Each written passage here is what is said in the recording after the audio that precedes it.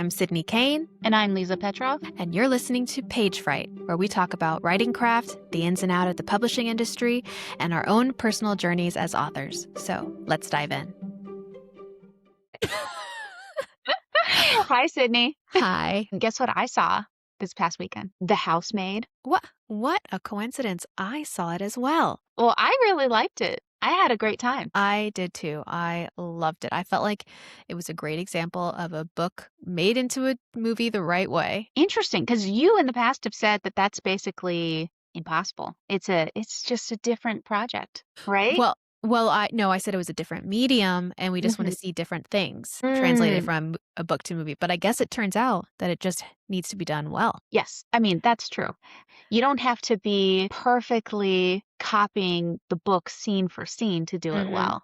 Because I heard that they changed quite a few things. I want to be spoiler free, I guess, Yeah. this episode. Yeah. But I hear that they changed some stuff from the book, and I very much enjoyed it. I did not read the book. I didn't even know it existed before I heard about this movie. I went to the movie on a whim, and but I really enjoyed it. I really enjoyed it too. I will say that it's harder to enjoy it if you've read the book before because all the way up until the ending, they do change the ending. I felt like it was almost like a summary. It was it was like the book exactly.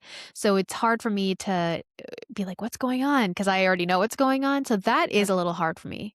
Like I just started watching His and Hers on Netflix and it's so good and I love it. And Yeah. it's an Alice Feeney adaptation. But I haven't read the book because I feel like it'll take away from the excitement of the Yeah. show. You know, it's funny because I'm now determined to read the book. We were actually talking about this, and you were saying, but it's going to spoil the show for you. And I feel like I am experiencing a lot recently, and like I'm kind of sad about it. I'm experiencing a lot of books that have come out and been really good through a medium that's not books anymore. You know, I'm hearing about them mostly through Netflix promotions and television in general, and then some movies. And I'm not actually ever diving into the books themselves. And I feel like I want to, I don't know, it's a new year. I want to better myself. Maybe I should pick up a few books and uh, see if I can get the plots there first. So I'm the opposite because yeah. the usually the TV or movie is much worse to me. So I'm like, let's do that first because then it can only get better from here. If you read the book first, it can only get worse.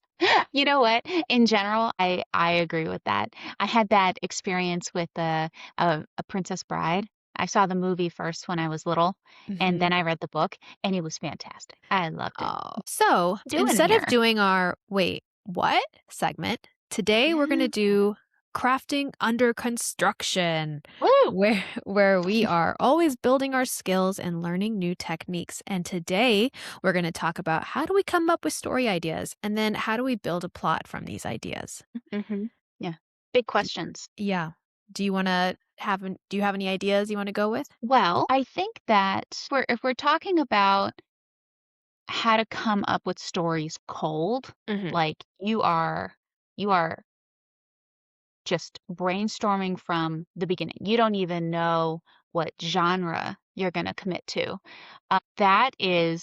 I think that that's a tall order for anybody. My main advice, if you are starting there and you don't have this kind of idea brewing in you and you don't have this automatic, okay, I want this trope.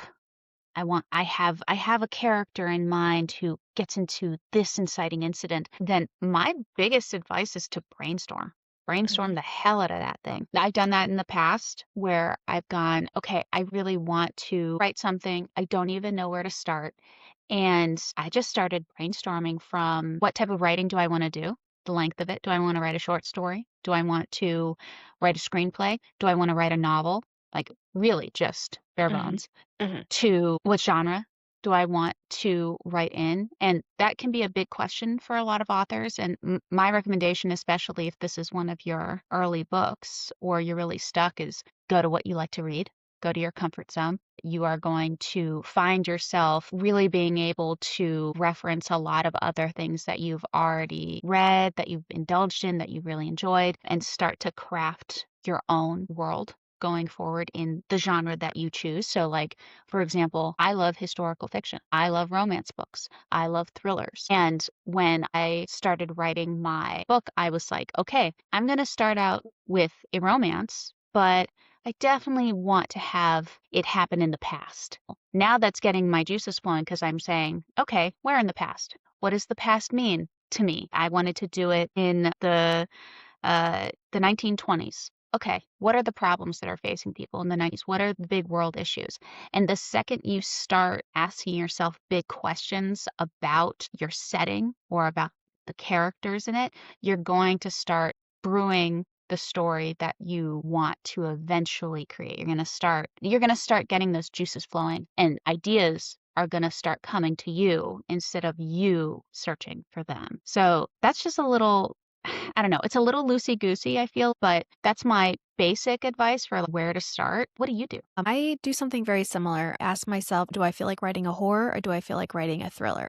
You start genre first as well. Yeah, I do. And then I'm like, okay, and then I'll just think of a very benign question. Like, what would happen if this car were driving along the road and then a tree fell in front of it? Something Mhm. simple like that. And then what would they do? And I think of all these different things that could happen. And, Mhm. and then I'll try and think of it outrageously. Like, what if it was an alien that cut it down? And then why would an alien cut down a tree in front of a car? Maybe it was trying to capture them, or maybe it needs help. So it's trying to get this car to stop Mm. inconspicuously so other aliens don't see it, you know? Really it goes like that. And I just go down this rabbit hole of the same thing as you, asking questions. I'm not trying to solve anything. I'm asking questions and then coming up with all these different types of solutions. And if one particularly interests me, like maybe the alien's in trouble, that's a unique perspective. I'm like, okay, why would this alien be in trouble? And then it's almost like you said, it's almost like this gravitational pull where I Mhm. follow this line of thinking, and then it takes me to the next place, to the next place, the next place. And the next thing you know, this human and this alien are on this chase to try and rescue the princess from, you know?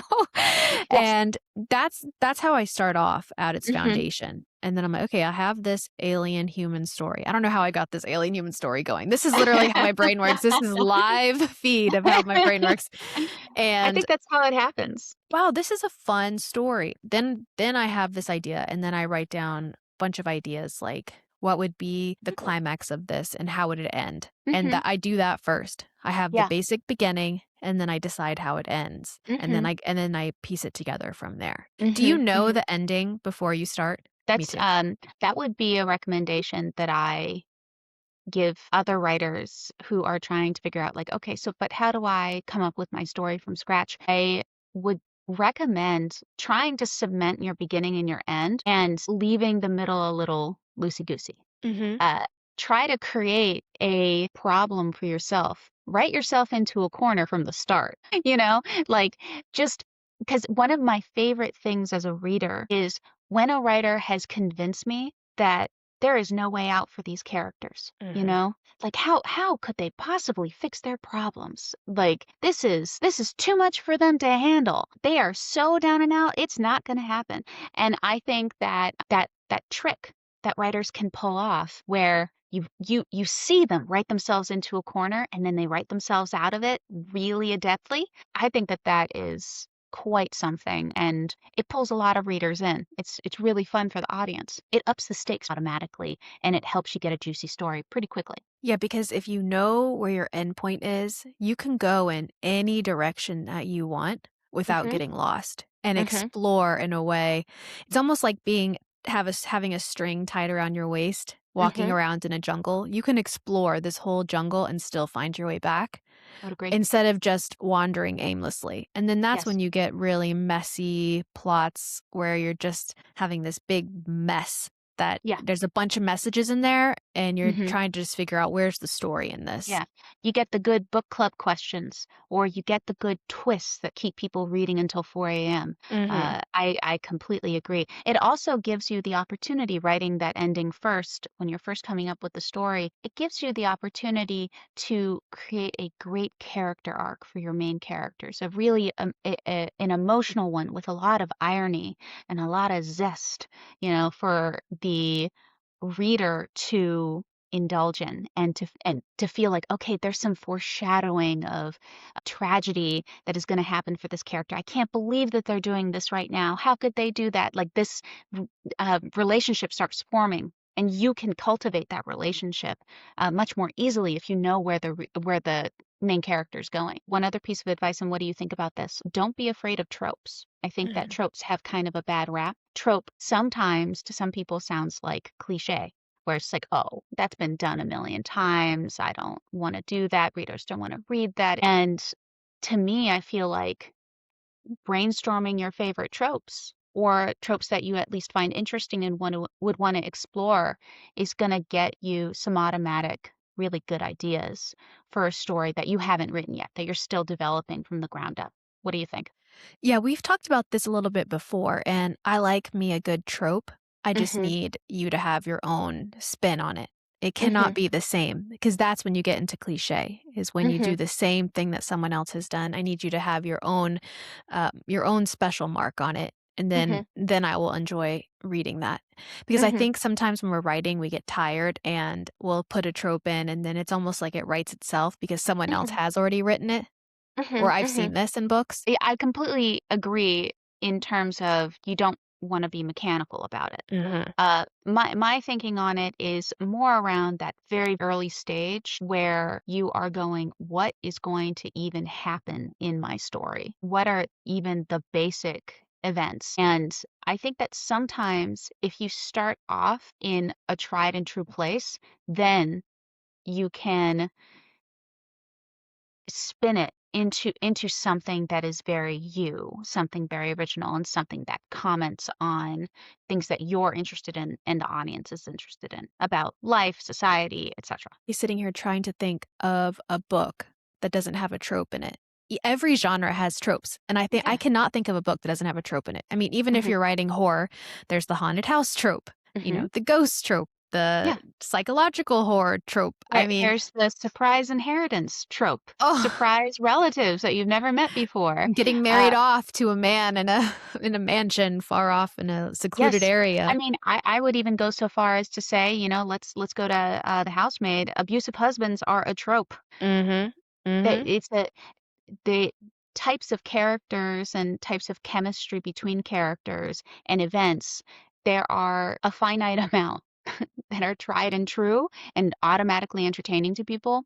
And if you start out with that, I think that can work out great. You can end up changing it down the line if you want to, or you can build off of it. And I think you can get to an original place from there. Plus, I think tropes are something that people actually want, whether they know it or not. If we want to go into something where we feel like, okay, I've seen this before, but it's different, and now I'm going to learn something new from it. Yeah, I completely agree. And just to your point about like doing a spin on a trope, for example, Gone Girl. So it takes the trope of, did the husband kill the wife? The wife is missing. She's Hmm. gone. No one can find her. And then it puts an interesting spin on what did the husband actually do? What what did the wife actually do? What was happening in their marriage? Who were the characters, and who is actually to blame, and who has the power in this relationship? And by taking a tried and true trope, the author kind of cracked it open Turns it on and its head. yes, and gave us a ton of interesting questions that we suddenly had to grapple with, and Yeah. that was really fun. So that's why I say don't be afraid of tropes, because sometimes you can crack them open like an egg and a bunch of other cool stuff comes out, I would you even know? say maybe The Housemaid was born from that Mhm, mhm. I would be- agree. because we see Nina, this seemingly crazy, weak wife, Mhm. and no spoilers, but is she? Yeah. Something else might just be going on. Uh, yeah, it was very fun. Anyway, so that I think that would be those would be my main points of advice just to start with. It's always hard to start a story from scratch. Yeah. It's no easy task. I think, Sydney, you're really good at it, though. I've seen your plots, and they are twisty and turny and always very original. Well, I think I just always go back to I am not the maker of this story. Mm, It's coming together before me and I'm watching it. I almost do it like a movie where it's in my head. thing. Yeah. Yeah. Well, I feel like we dug into that pretty well. Why don't we take this opportunity to dive into the what you wanted to call it something new, Our didn't main you, Sid? act. Our main act, the main act of our episode. Yes. I I do think that that sounds better than meat. I Um, know. Mhm. And we I'm just got very maybe I'm yeah. OCD, but it just needs to our name is PageFright. Yeah. Play on words of stage fright. Yep. Our episode names, Yep. man, I did craft under construction. That doesn't go with PageFright. I'm gonna have to Mm. Oh, oh, we are keeping this in, baby. I love it. I love it. This is what pantsers do when they make podcasts. Exactly. Like, came up with that, but that's a Oh, no-go. So this was the yeah. first and only time you'll be hearing crafting under construction. I'm dying. That's so funny. Okay. Well, anyway, so what are we calling this? Our main act? Yes. Yes. Okay, great. Well, you had an interesting question for me last time, Sydney. What was it? It was, have you ever struggled with writer's block? And I said I had kind of a controversial thing to say about Yep. that. I've been very concerned about what you're gonna say. Um, well, for all our listeners out there, I'll put my cards on the table and say I don't think writer's block is real. I think What? it's an excuse. Oh. Yeah, yeah, yeah, yeah. I'm not taking it back. Consider my feathers ruffled. Well, wait, what do you think? So I'm gonna just that's the statement. Do you agree? Do you disagree? Where would you land on that if someone just walked up to you and said, "Writer's block isn't real. It's an excuse." Just go. So actually, I always thought that too, but Hmm. then I started reading about writer's block preparing for this talk, and I realized that the actual definition of writer's block is different from what I thought because I thought writer's block meant that you can't think of what to write next, and so you Okay. don't write. But the actual definition is a creative slowdown where writers can't generate new ideas or continue their work, often due to psychological fear, perfectionism, or burnout, rather than it being lack of skill. And so it's more Mm. of a feeling of being stuck. And so Mhm. once I Mhm. read that, I was like, okay, that is something I understand Hmm. more. I still disagree with it. I still don't like it. Okay. Tell me Yeah. more. The reason I don't like the term, or at least I'll say I don't like the term writer's block, I don't want to apply it to myself, and I don't necessarily think it's helpful for any writers to apply it to themselves. And it's because it sounds like some sort of cold you contracted. It Hmm. sounds like something that happened to you, like a phase you're going through that is not under your control. And you might disagree with me from kind of a psychology background, but it almost sounds like you could just use this as a shield to not write because you're you're having you're having problems. Right. And I think that there are different kinds of writer's block that you can be going through. You could be going through bouts of perfectionism. You could be going through literal, like as we call this podcast, page fright, where you are afraid to express your own creativity. You feel like you're Mm. going to come off as silly or stupid. Um, or you could actually just be, feeling uninspired by the world around you and by your own artistic endeavors. And I think that all three of those, if you just call them what they are and you name them and you get away from the term writer's block, you're way closer to being able to solve those issues for yourself than just saying, I'm suffering from writer's block. Mhm. That's my thinking. I think fundamentally we're on the same page.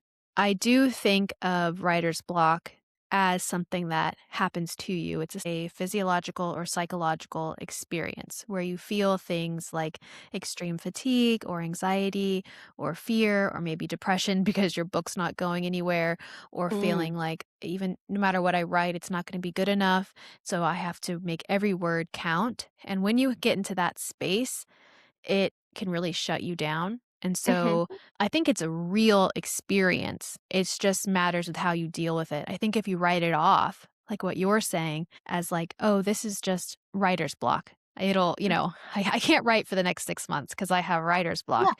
Then that kind of lets you off the hook. Yes. Whereas I think you're saying like you're saying it's an excuse to not write. But It I, can be used like that, and I think it's prone to being yeah, used like that because of the name. exactly. So I think if you address the underlying issues that are going on, then you can overcome it. And so I think we're Mhm. saying the same things. We're just approaching Yeah, it in two different ways. I'm thinking yeah. of it as a real psychological experience. And you're saying, no, this is an excuse not to write. I think that sometimes people use psychological experiences, like psychologists are using them correctly to basically say, okay, here's a overarching category of what this person's going through, and then there are going to be subcategories. And then a patient could go, thank God I have a label. Now I can just relax and not actually do anything about it. And so there's a kind of responsibility to dig deeper past a label. And this might be a broader conversation about, are psychological labels and diagnoses helpful, and how can they be harmful for patients? But for me, like, you could argue that I suffered from writer's block for years because I wasn't finishing my manuscript. But what I would argue is I was struggling with my own page fright, with my own sense of perfectionism, and I needed to deal specifically with those and call those issues what they were Mhm. so that I could take responsibility and move forward. And if I had just said, I have writer's block, I don't know what I would have done with that, you Yeah, know? I agree. It's almost like if someone has really bad anxiety, so Mhm. they maybe mistreat their partner. Mm. I'm Mhm. treating you bad because of my anxiety. You Yes. know, that is maybe where you're using a diagnosis to not be helpful in your Mhm. situation. Mhm. Whereas if you were to say, okay, I can recognize that I'm reacting to you negatively, and this is Mhm. probably coming from some anxiety that I'm feeling in my stomach right now. How can I Yeah. pause? Knowing what Yes. I know about myself, knowing what I Mhm. know about my reactions, how can I respond differently? And so I Yes. think that's kind of a similar thing is, okay, I'm recognizing I have writer's block. What's going on for me? What's the Mhm. deeper underlying thing going on? Yeah. First, physiologically. Am I Yeah. hungry? Am I tired? Do I need water? Yeah. Do I really just need to step away for a second? Do I need to become an alcoholic in order to write? Oh my That's the big God. question. Do you know, I always imagine writers at night with a glass of whiskey in their hand, and I like whiskey, but it's not my drink of choice. So for the Mhm. longest time, I would pour myself a glass of whiskey and sit in my writing room, and then I would stare at the whiskey like, "All right, I guess I better take a sip." And then and so most of Okay. the time, I would just That's keep a so glass funny. of whiskey next to me, but I wouldn't drink. That is that is the most adorable thing I've ever heard in my entire life. I love that. Oh, you had prop whiskey? That's that's so funny. Oh my god. So I've never tried that. But you know what? Maybe I should just take up cigar smoking or or smoke a pipe. Just leave it burning next to you. Yeah, Yeah. yeah, just get a super expensive pipe, stuff it with super expensive tobacco, light it, and then just let it go. That would be perfect for your book too. Oh, you would feel so like, Yeah, yes. I would yeah.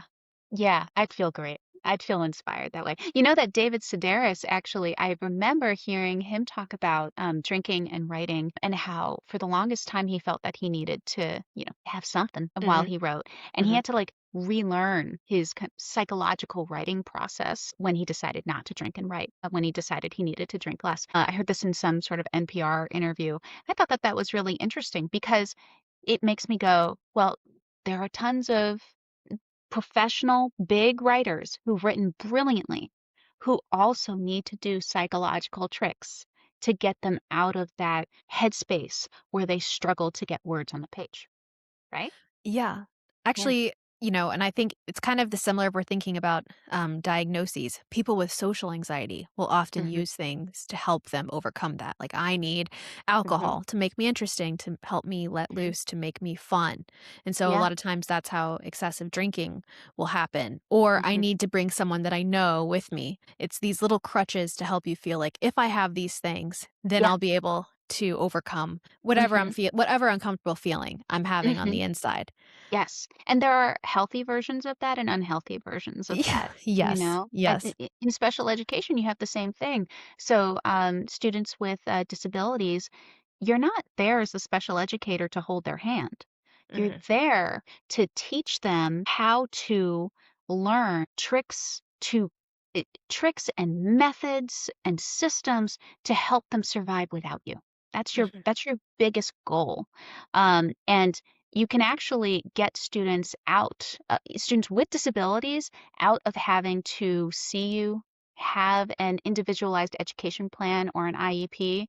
You can get them to a space where they are completely self-sufficient off of the methods that you taught them, and they don't need to have a plan with you where you're holding their hand anymore. You can do that in the school system still. mhm. When they're still at school, they don't have to be an adult to achieve that. And I think that there are plenty of writers who might be struggling with something called writer's block, who, if you do the psychological work and you employ some methods, I think we can go into some if you want to. You can get yourself writing again and get some words on the page without fear. Yeah, so I wrote down some ideas, just some Hmm. solutions to kind of get you out of if you're in this headspace of I have writer's block and I can't write, let's address some of those underlying issues. So, if you have a fear, if fear is holding you back, I think the best way to overcome this is to address your worst fear and say it out loud. What is the worst thing that could happen if I write? So, what do you think are some of like the biggest fears people have that hold them back from writing? That's a good one. They have their loved ones in their head while they write, and their loved ones are going, "Hmm, should you make the character do that?" Or the loved ones are, you see them actively getting bored or being embarrassed, that, "Oh Mhm, my God, my child or my sibling or my friend, my lover is such an embarrassing writer. They write so terribly." Like, I think that kind of language is alive in people's heads. mhm. So there's this fear maybe of these loved ones revealing some sort of truth about you Yes. that maybe you Yes. don't want to face in yourself. Or I mean, yeah. even it's or but is it true though? If they Yeah. say this is boring or I don't really like it, does that Yeah. mean you're a bad writer? Or does that Exactly. mean you're not worth something? Yeah. You know, I I think that your exercise of having the if you're a writer struggling with this, just having them imagine the loved one that they love the most, that they wanna impress the most, going, "Oof, I don't like it," or they're reading it on their own, they put it down. Just, like, sit with all of your worst imagine your worst fears about Mhm, it and get used to it, mhm, because it may happen, and in the end, it doesn't matter. mhm. That's what you wanna do, right? Yeah. Or maybe Mm. your worst fear is that you yourself won't like your book. And Mm. guess what? We've all been there. I mean, guess what? I feel like that's already happening if you have writer's block. Yeah. You're I already living that. Yeah, I did not like my first book. It makes me Mm, cringe to this day. I've said it mhm. before, maybe every other episode we've had, and I'll say it again today. It makes me Yeah, cringe, but guess what? It happened. I learned from it, and it still wasn't a waste of an experience. N- beautiful thing. No matter what your worst fear is, it's not as bad as you think. I And agree. so just say the worst fear out loud and then say to yourself, and then what? What does that mean? And Mhm, what truth does that reveal about me? And mhm. usually by the end of that conversation, you'll realize, okay, it's not as bad as I think. Yes. Yes, I completely agree. One of my, friends who writes, when she talks about her first book, she's just like, "Oh, it's dead to me." She says, "It's dead to me," and I'm like, "That's a beautiful thing." Well, I have a little bit of advice Ooh, for let's hear it. our perfectionists out there. Mhm. This is, so the advice that you were recommending is it sounds like kind of a deep psychological work and exercise. I have a hack Ooh, that everyone I loves hacks. that I heard about a few years ago and I absolutely adore. It's something that's gonna it's almost like an acting exercise where you shake yourself out and you go la, la, la, la, la, like and you dance around and you Uh-huh. loosen yourself up. Because I Mhm. feel like sometimes if you're a perfectionist, you have these voices in your head, you can do the deep psychological work, but what you really need to do is get silly. And Love the it. hack is Mhm. just change your font. Change your font to Comic Sans, and suddenly you're gonna start relaxing, I promise you. You can't take anything seriously in that. Yes, exactly. So it sounds silly, but this can help you if you're mid-writing day, you find yourself in a rut, you can't think of what your character's gonna say next, you feel a little frozen up, that it can help shake it out of you. It Mhm. where you start going, "I don't care." Mhm. And if you write something down, because the point is just to write something, halfway down the page, you might have just written the thing that you're going to keep. So just keep going. It's going to get those words out of you, and eventually you'll be able to edit out what you don't want. And you can start building a thicker skin going, okay, well, I wrote this silly thing in Comic Sans. I could just delete it. Yeah. It's not a commentary on how good or smart or capable I am. It's in Comic Sans. Yes, exactly, I love that. Anyway, it's a tried and true Twitter method from other writers who have said that they've benefited from this little hack. I recommend it to all my perfectionists out there. I love you all. That's a great one, I love it. I'm gonna try that when the Yeah. next time I have that feeling. Now here's a tip for people that feel stuck, Mhm. especially with a blank page. And I'm talking chapter 1 and then your little cursors, Oh, blinking at the beginning of the page, and it's like, "How do I mhm. start this?" And I just experienced that with the book I just started. I cannot tell you how many times I wrote, erased the first sentence. And it might have been you who gave me this advice, but I took it to Oh, heart, and now I'm taking it as my own advice. So this is my okay. advice. Okay, My hit me. advice is to write the first sentence and then just keep going. And you, AKA myself, gave me this advice, and I did that, and then when I read it back to me, I just started writing, and I wrote about 2, 3 pages, and what I found was that first sentence I wrote, I just erased it, and then the next line was the perfect first sentence, Mhm, and that was it, mhm. and now I had 2 full pages, and I got myself unstuck by just Beautiful. writing. Because don't you Excellent. think a lot of writing is just acceptance that Yes. what I'm about to put on the page may or may not exist by the end, or Mhm, it may or may not exist after several rewrites? So a lot of mhm. it is just accepting this is not gonna be perfect, it's gonna be ugly, it's gonna need a Oh, lot of work and rework and edits and critiques and feedback and other eyes on it. yeah. So Mhm. just write, and no one's seeing it except for you. You can always go back and change it. Yes, yes. I mean, it's like the Stephen King advice, which is write for yourself first and then Mhm. think about your audience later. I think that that is something really good for the next bit of advice I'm going to give, which is this really helped me for my perfectionism, for getting a draft out. It was about changing my vocabulary around what I was writing. So I was no longer writing a first draft. Mm. And this is something that if you've existed on YouTube looking for writing hacks, you've seen this term thrown around. It really worked for me. You're writing a zero draft, not a first draft, a zero draft. Or as I like to tell my relatives, I'm writing my vomit draft. Like this is just getting everything out there.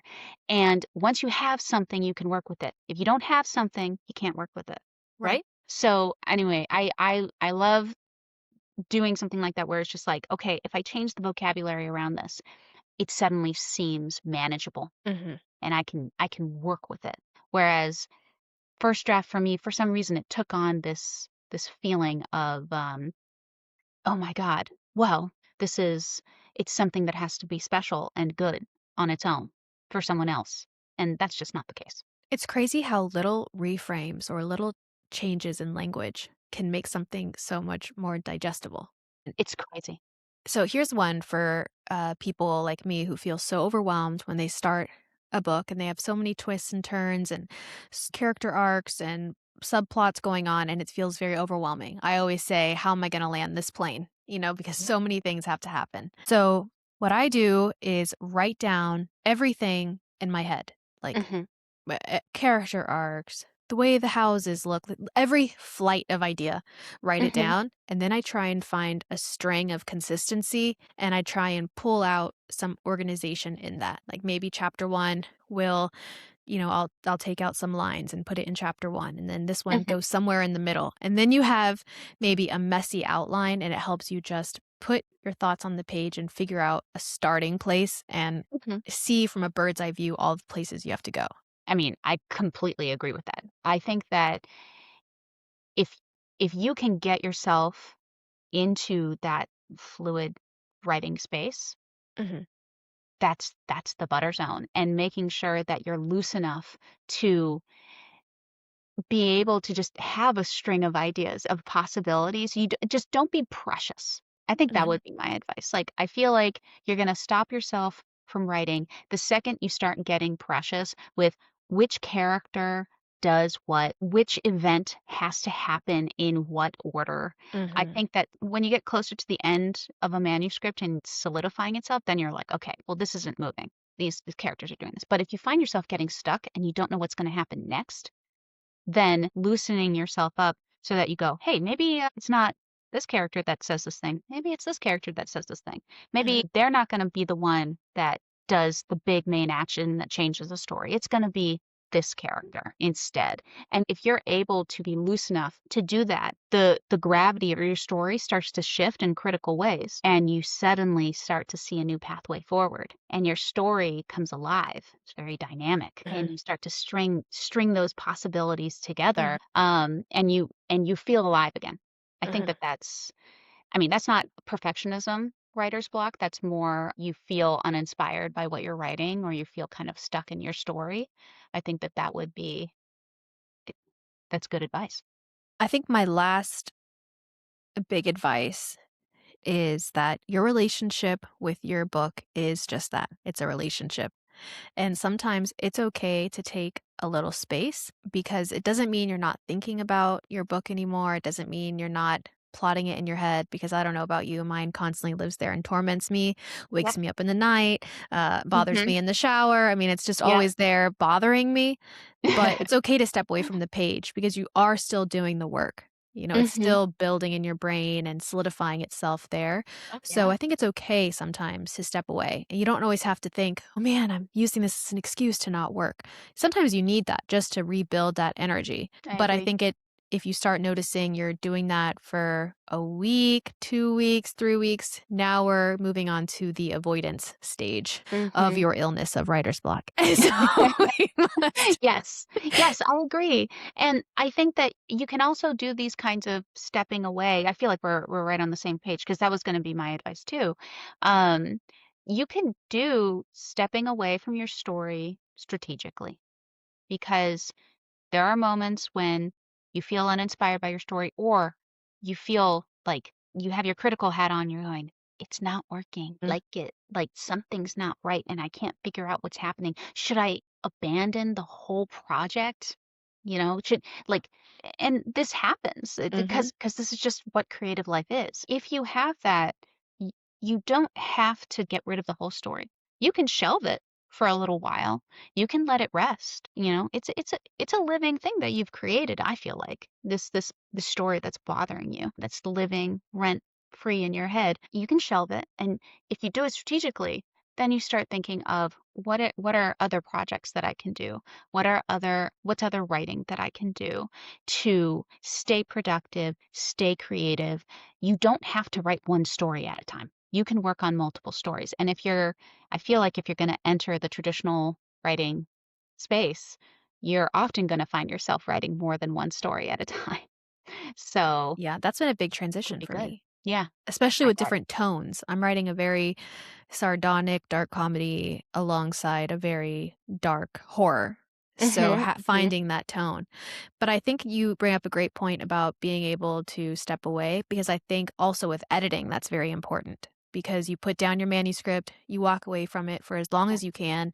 And when you come back, you approach it like a reader. And I think your editing will be a lot better in that way too, from stepping away from it and you're not Hmm. feeling as close to it and Agreed. less protective, maybe Yes, more less objective. precious, more Yeah. flexible. Yeah. Yeah, exactly. You can start changing things that put you into that space to begin with, where you felt like the manuscript wasn't working, or you felt like you didn't know what to do next. You're Mhm. suddenly looser, and it feels good. There's this book called Intuitive Editing, Mhm. and I bought that book and I haven't finished it, but I'm gonna use one of the advice, I'm gonna use a piece of advice from that book where it's you print out your manuscript and you read it in like a three-pronged binder Mhm. in a different location, and Interesting. then you can read it differently than when you wrote it. Yeah. So, I'm gonna It's see if kinda that like my works. Comic Sans trick. Like, Yes! yeah, it's, I mean, sometimes if I feel stuck, this is a weird little hack that I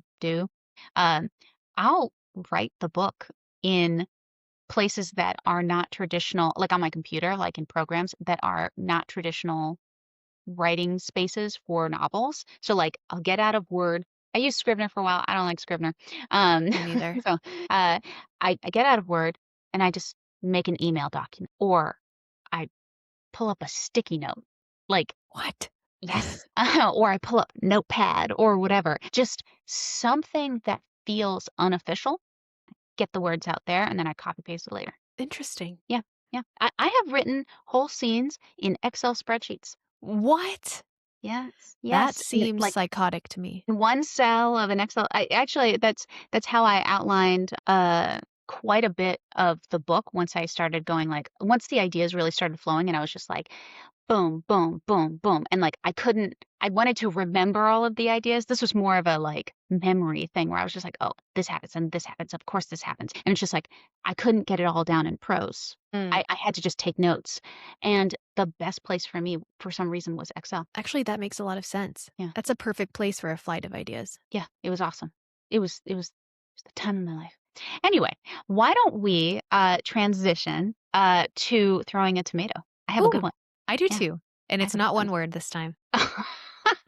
Okay, I can't wait. Let me pull mine up. Right. I'm ready. What's yours? You want to go first? So my book is The Scarlet Letter. This Okay. was a request from my sister. She is a loyal viewer of our show, and this Ooh. this was one of her favorites. Okay. So she wanted to hear some bad reviews on it. So this is a one-star review of The Scarlet Letter, and the title is Waste of Time. This book is the I'm going to try and read it too from the perspective of this writer, like their mindset while they wrote this. Okay. I can't wait. This book is the worst book that I have ever read in my entire life. However, thanks to this book, I understand why people in this country have double morals, and also why passive aggression in this country is so popular. In conclusion, it was no entire waste of time, but really, what a boring book. Ugh. I One of my favorite things about these bad reviews is how often they come back to the concept of boring. Like, Yeah. they didn't like it most because it was boring. I feel like they'll say things like, "It offended me. I thought it was immoral."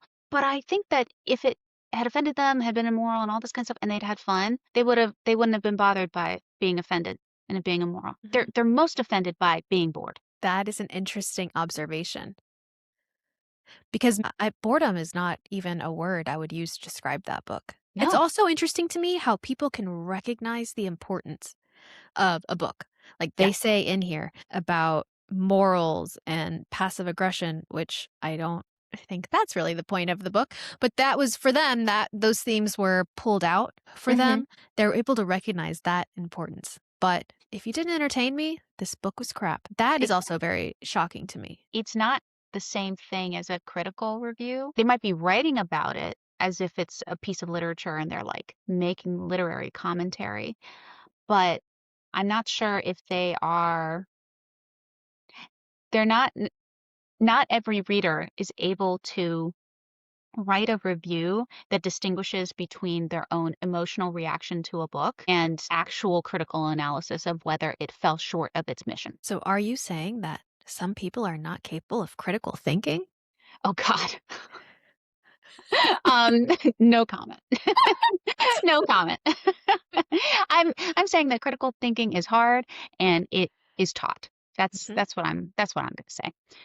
Well, for mine, I chose American Psycho. Oh, yes. I love this book. And reading through the bad reviews was really entertaining. I suggest it to anybody. I also picked it because I saw it recently listed on a dating red flag book list. Like if you go on a date Oh, with oh. somebody and this is one of their favorite books, it's a red flag, which I completely wholeheartedly disagree with Yeah, because I yeah. mean, I guess I would be a red flag for somebody, but I just thought that was really funny. Anyways, so the title of the review is Boring and Bloody. So much of the book is about what everyone is wearing and designer names and being at the in places all the time. There's one chapter about Whitney Houston that I just skipped through. The killing scenes are very, very graphic, and so many of them that they also get boring. Strange, strange book. Anyway, I love that review. That Yeah. is tragic. I I also it's feel like some people interesting. miss the point. Yes. I think that that's a that book itself is I think you can easily miss the point because it's very show, don't tell about his mental state. Like the reason it's so skin deep is because he's a psychopath. Like Mhm. the writing itself is like an undistilled expression of his psychopathy and Yeah. how he has no soul. Mhm. Like Exactly. it's interesting. His soul is his skin treatment. Yeah, it's You not know? gonna be a deep analysis, or being like walking in and being like, they are gonna be noticing. Yeah. It's not gonna be like, oh, this person's character is so, Yeah. deeper He's good. thought. Yeah, exactly. And that's the thing that's interesting that you're kind of swimming in. Uh, but, you know, it just goes to show you can write something that is categorically extremely interesting, inspires an iconic movie, does so many wonderful things, like just in artistically, Mhm. and yet you will always get tomatoes thrown at you. Mhm. Get used to it. Mm, mm, Yeah. mm. Mm. Okay, what's our next I think we have all we bit? have is our questions left. Oh, we have our questions left. Yes. We got some good questions this week. We did. I'm so excited. Okay. Okay, so our first question is from Hannah. If you had to choose, and I think that she's writing this to us because we've been talking about romance so much. Mhm, So we mhm. have another romance question. If you had to choose only one romance trope to write your next book, which would it be? Love triangle or only one bed? Hmm. Easy. Is it easy? Okay, what's your answer? Love triangle for sure. No way. No way. Not in a million years. What? I Why? I hate love triangles. Excusez-moi? I just don't like them. If you have a love triangle, then all of the romance is divided. It's diffused between two people. It Mhm. becomes less fun for me because I'm like, okay, I want it to build to something fun and magnetic between two people that are meant to be. This is my romance thing having happily ever Mhm. afters. They're meant to be. It's like a magical thing, you know? Yeah, this happily ever Yeah. after is a lot deeper than I ever considered because look at how many topics it divides us on. Yeah. We're completely divided. We'll never agree. We are enemies. You are my Enemies. now enemy number 1. I mean, I definitely am. Just if it has to be one bed, just like am I doing a spoiler for the Sarah J. Maas books, the ACOTAR? Mm, mm, mm, That was mm. that was definitely a trope that was employed Yes. in one of the books It's between not two of that the characters. hey, I love the only one bed trope, but I do love a love triangle, and this is what I enjoy when I'm not looking for a we are fated lovers type of book. This is Uh-huh. one where it's gonna be more of a spicy read, where there's gonna be a lot of jealousy, where one person on the other side is like, "Don't love him, love me," and then she's torn, and then when she's with him, somehow this other male character can get inside her head and feel what she's feeling when she's kissing this other guy, and he's, like, roaring with madness, like, "No!" Okay, so you like the jealousy aspect. Yes, I love the jealousy, which is Yeah, funny because I cannot stand the jealousy in real life. Yeah.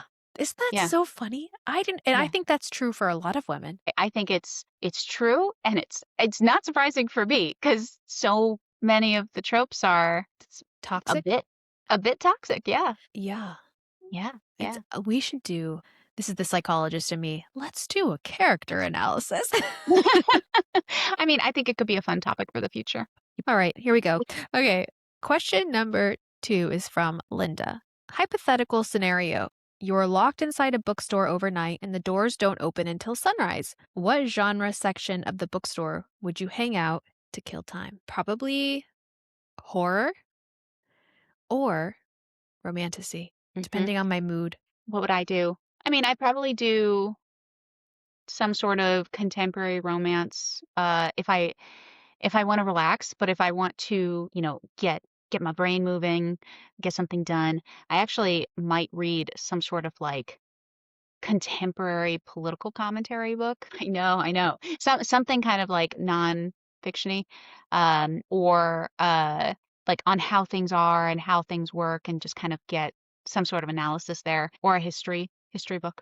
Like that's what I would do if I wanted to be like, okay, I'm still working. I want to be inspired for writing, then I would do that. If I wanted to just relax, well, yeah, I'm just like contemporary Hmm. romance girl. They can be in it, like no magic whatsoever, no romantasy. It's just like real life, baby. But let's be clear, I would not stay in my corner of the bookstore. I would Ooh, take my book and I would join you wherever you are because I am a scaredy cat at heart. sweet. I would join you too. I Oh, drag a beanbag chair all the way over. that would be That'd the be what I most do. fun sleepover. It'd be great. Okay. Well, I think you might have a question for me, Sydney. Um, hey Lisa, you were a teacher, right? Yes. Can good creative writing be taught? A good question. Part of me wants to say yes, and part of me wants to be evil and say no. How could you say that? Well, I have an answer, but I guess we'll have to dive into it next time, next week on PageFright. When will I ever learn to stop asking you these questions? Yeah, I know. Uh, I'm terrible. Well, Anyway. thanks for listening, and we hope to see you next week. You just listened to PageFright. Don't forget to like and subscribe and write to us at pagefrightcontact@gmail.com.